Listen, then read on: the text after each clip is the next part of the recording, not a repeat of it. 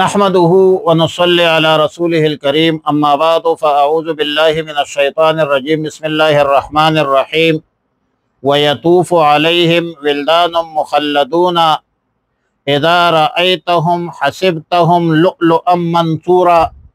پارہ 29 سورۃ الدہر رکوع 1 آیت نمبر 29 تا 21۔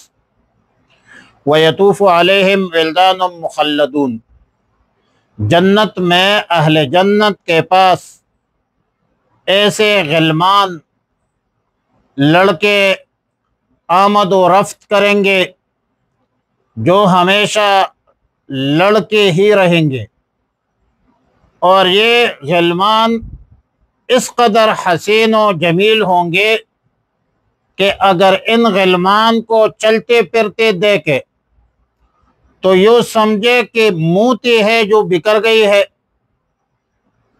موتی سے تشبیہ دینا غلمان کے حوالے سے تو ظاہر ہے کہ تشبیہ ہے صفائی میں، ستھرائی میں، اشراق میں، چمک میں، دمک میں، زینت میں، خوبصورتی میں، اور بکھرے ہوئے کا وصف ان کے چلنے پھرنے کے لحاظ سے ہے۔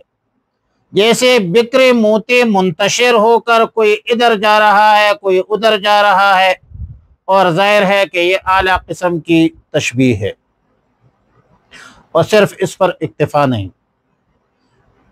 مذکورہ اسباب تنعم پر انحصار نہیں ہے، یہاں تک بات محدود نہیں ہے، بلکہ جنت میں وہاں پر اور بھی سامان رفعت کے ساتھ ہوگا۔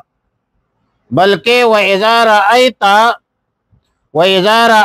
ثُمَّ رَأَيْتَ نَعِيمًا وَمُلْكًا كَبِيرًا، اے مخاطب اگر تو اس جگہ کو دیکھے تو تجھ کو بڑی نعمت، بڑی سلطنت دکھلائی دے گا۔ اور پھر یہ جو غلمان ہے، علیہم ثیاب سندس خضر، ان پر یہ جو جنتی لوگ ہیں، جنتی لوگوں پر باریک ریشم کے سبز کپڑے ہوں گے، ان کا لباس ہے، اور گاڑے ریشم کے کپڑے ہوں گے ان کے لیے، کیونکہ ہر لباس کا اپنا اپنا جدا لطف ہوتا ہے۔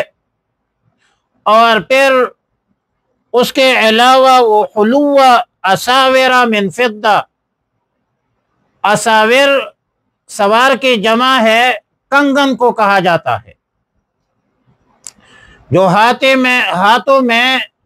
ہاتھوں میں پہننے کا زیور ہے۔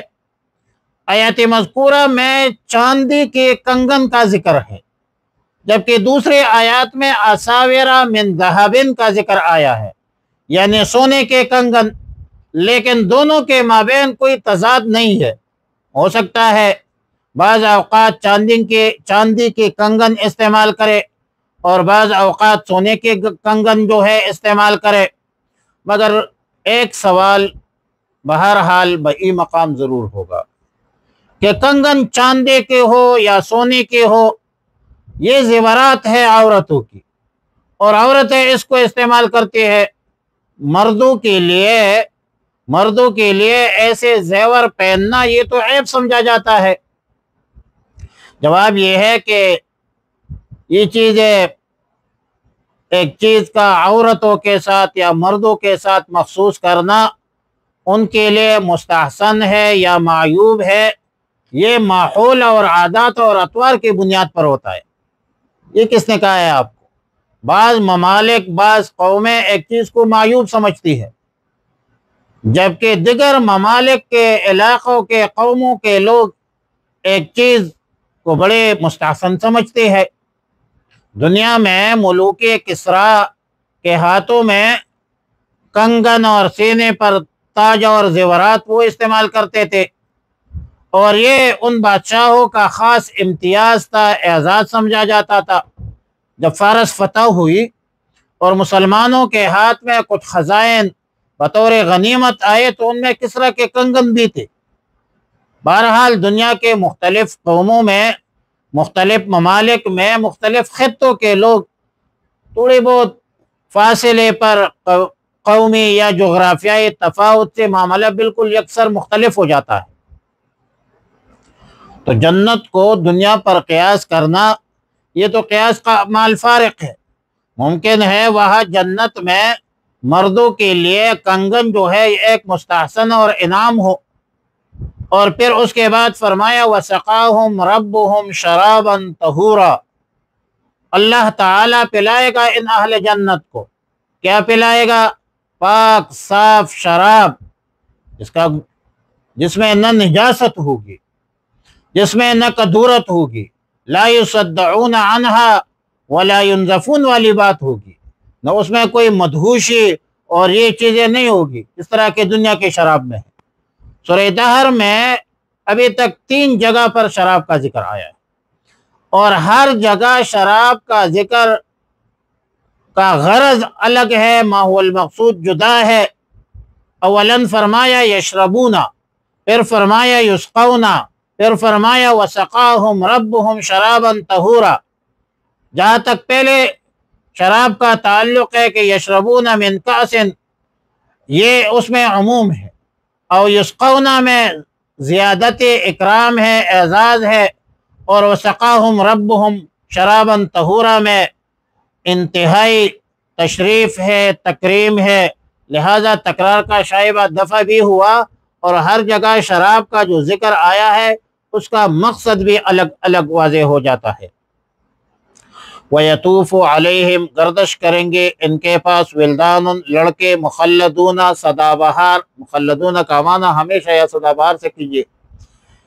اِذَا رَأَيْتَهُمْ، کہ جب تو ان کو دیکھے، حَسِبْتَهُمْ، تو سمجھے گا وہ لؤلؤا منثورا، وہ موتی ہے بکھرے ہوئے۔ وَإِذَا رَأَيْتَ، اگر تو دیکھے، ثُمَّ رَأَيْتَ، ثُمَّ رَأَيْتَ، پھر دیکھے، نعیماً، تو نعمت ہے، وَمُلْکاً، سلطنت ہے، کبیراً، بہت بڑی، علیہم ثیاب سندس، ان پر لباس ہوں گے باریک ریشم کے، خضر سبز، واستبرق اور گاڑے ریشم کے، وحلوا، اور ان کو پہنائے جائیں گے اساورا، کنگن، من فضت، چاندی کے، وسقاہم، پلائے گا ان کو، ربہم، ان کا رب، شرابا طہورا، پاکیزہ شراب۔ اللہم ربنا اتمم لنا نورنا انک علی کل شیء قدیر، اللہم وفقنا لما تحب وترضى، اللہم ارحمنا یا ارحم الراحمین، اللہم اغثنا یا غیاث المستغیثین برحمتک یا ارحم الراحمین۔